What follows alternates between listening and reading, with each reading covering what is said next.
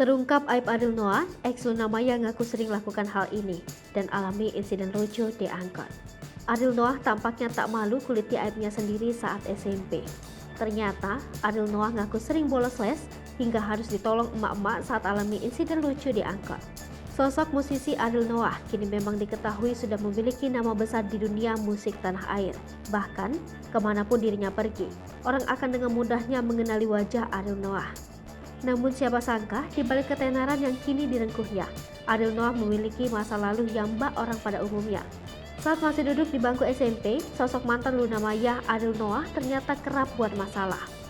Ariel Noah bahkan mengakui dirinya tak sebersih itu dari kesalahan. Insiden yang terjadi saat mantan Luna Maya duduk di bangku SMP inilah jadi buktinya. Kala itu, sosok ibu-ibu jadi penyelamat Ariel Noah. Bila tak ada sosok ibu-ibu tersebut, Ariel Noah mungkin bakal dicap bandel. Dilansir dari YouTube Arman Maulana 20 November 2020 lalu, Ariel Noah akui bandel saat masih duduk di bangku sekolah. Di masa SMP, Ariel Noah mengaku paling sering bolos les. Bukan lantaran tak suka, Ariel Noah sering bolos les gara ketiduran di angkot. Parahnya tak cuma ketiduran, Ariel Noah juga sering lupa bawa ongkos naik angkot. Diakui Ariel Noah saat duduk di bangku SMP, dirinya kerap merasa lelah usai pulang sekolah dan ketiduran di angkot.